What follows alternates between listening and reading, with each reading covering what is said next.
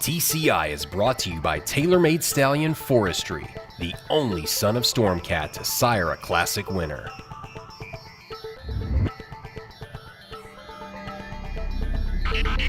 Welcome back to TCI, your inside track to the Breeders' Cup alongside Joel Cunningham. I'm John Siegel. Joel, we have several Grade 1 events and several winning your ends this weekend to talk about. But first, I want to recap last weekend. We said it was really a day for turf runners, and man, we had some really good races. Let's start off with the Arlington Million, and we saw a very exciting race. It actually ended up being a DQ. Tell me, did you think they made the right decision there, the stewards? Oh, I absolutely thought they did, John. I mean, Real Solution had a head of steam coming down the stretch. We'll look at it right now, the Twin Spires TV race replay here, and just find the Ramsey silk. Seems like they won everything on Saturday. You see here, Real Solution gets cut loose here, swaps over to his right lead, and here's the Apache on the lead, John.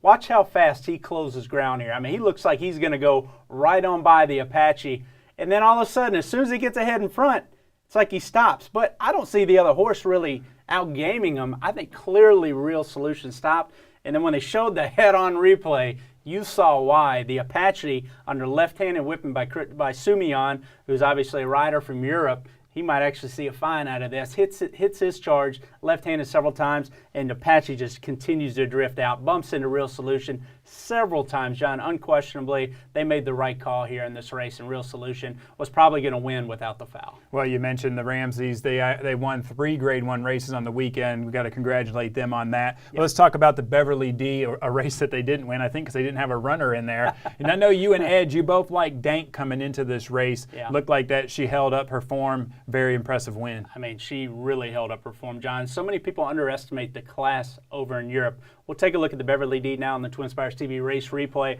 And when she gets cut loose on the outside, she puts major separation between this entire field. Now, Marketing Mix doesn't fire in here. She's a non-factor here with Gary Stevens. Just watch Dank. She's on the wrong lead, but watch her just run away from this field, John. Unquestionably showing her class in here. She's on the right lead now and just absolutely running away. The Europeans just have so much class, John. Dank's a filly that, if you look at her form in Europe, when she stretched out from a mile to a mile and an eighth, she won both of those contests. Those were both of her better races there. So with her pedigree, you figured she was going to like the added ground in here, and she just proved her class over this bunch. And now she's going to be a big player now in that filly mare division. All right, let's move on to this weekend. We're getting things started quick here at Saratoga. Starting on Friday, we have our first win in your end. Joel, it's the Grade 1 Ballerina. It's for the filly and mare sprint. There are some top-class horses in here, including Dance to Bristol. I think she's won 5 in a row. Ton of Grade 1 races this weekend, ton of win in your hands. I mean, the Ballerina, to me, is one of the top filly and mare sprint races all year long at Saratoga. You know, Grade 1 race there, John, 7 furlongs, same distance as a filly mare sprint. You know, we weren't going to see, you know, horses like Groupie Doll in here who's chosen to bypass the race, take less aggressive a route. But you get a good race. Book review, like you mentioned, for Bob Baffert. I mean, she's on her top 5 right now. I love how she showed a lot more speed last time out. You know, she's a dead closer, but she showed a lot better tracking speed in her last start, in my opinion. We know she likes Santa Anita. Be interested to see how her closing style fits in here. She's shown some good form in the past at Saratoga when Chad Brown had her. Right. I think Judy the Beauty has a tactical advantage over here, though, maybe slightly. I would expect Judy the Beauty under Joe Rosario to maybe, you know, coming off that second place performance in the Princess Rooney, Calder's a racetrack that's really hard to get over first time. I think Judy the Beauty can upset Bob Baffert's charge in here, and I think both those horses are very top quality sprinters. And you also have Starship Truffles, your Princess Rooney winner. She's in here with a new owner. All right, well, let's move now to Saturday, Joel, and we have the Travers Stakes, which is a race that we've really been looking forward to. You know, it's interesting to me. We see a lot of horses that ran in the Derby back in here. We have several of the horses that are on our TCI top 5, including Orb, a horse we've been concerned about. Joel, he comes back, he breezes a half mile in a bullet over that Saratoga track. Tell me, what did you think? Yeah, we've been a little concerned about Orb and how maybe the after effects of the Triple Crown took their toll on Orb, just from the standpoint he's not a physically big horse, but he's had some, you know, a lot of R&R now. At Fair Hill, comes in with, 2-3 straight bullet works. I liked his work the other day at Saratoga, and if he likes that track and the track is playing fair, I do think Orb is the best mile and a quarter horse with plenty spacing in between races, you know, on a fair playing field.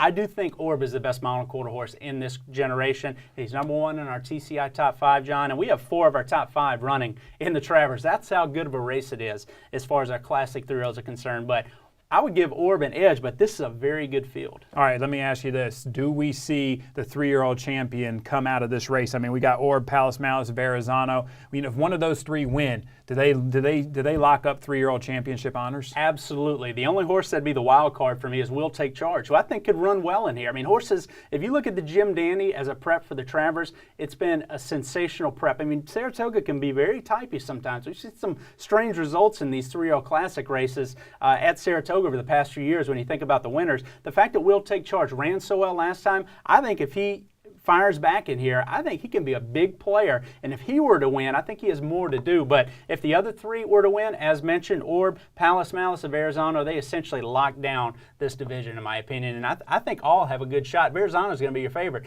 But I tell you what, that 10 furlongs is a very lingering question for him. All right, let's talk about another 3-year-old who's not going to run into Travers or the King Bishop. He could have come over and run into King's Bishop. He decides not to, and that's Golden Sense. Yeah. Instead, he's going to stay in California. He's going to take on older horses in the Pat O'Brien. Tell me, what do you think of his chances? Well, that's your Sunday winning you're in for the sprint. It's on the poly track. Golden Sense likes the poly track. He likes Del Mar, gets Joel Rosario. He's your horse to beat. And I don't particularly think that the sprinters over there on synthetic are that sharp. So I think Golden Sense, a 3-year-old, can actually stay home and beat the older horses as opposed to coming to the King's Bishop where he faces restricted 3-year-olds. I think that would have been a tougher race for him, in my opinion, over conventional dirt. But I do think he has the upper hand on Sunday against older horses on the poly. Well, hey, let's stay with the 3-year-old theme here, and let's talk about the Pacific Classic. The reason I say Dullahan, last year he won this race against Game On Dude as a 3-year-old. Yep. This is a rematch again this year. You know, but there's other horses in here that really could step up, including Kettle Corn. Well, again, over this surface, John, you just never know what's going to happen. Dullahan might like this surface as well as any horse I've seen in recent memory. I mean, he runs nowhere close to his synthetic form. When he runs on the dirt and the turf, it's nowhere close to as good as how he is on the poly track. I mean, look at I think he has 3 Grade 1 wins on poly track. Right. It's incredible. So I think he's a big player at a mile and a quarter. Back on this surface, John, I think he's dangerous. Game On Dude is not as explosive on this surface. He's a better dirt horse. So Game On Dude, to me, is very vulnerable in here. And let's just look at the horse that liked the poly track.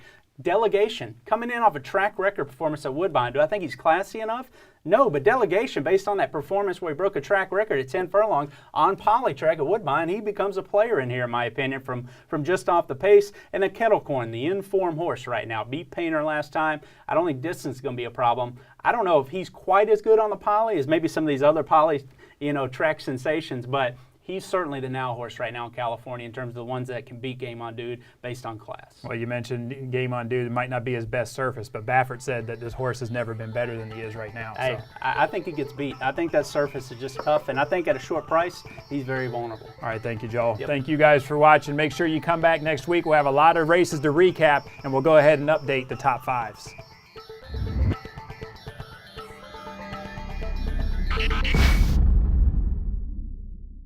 Play the $50,000 Summer Showdown at TwinSpires.com. Through September 1st, parlay winning $10 show bets into thousands. But only when you play at TwinSpires.com, where players win.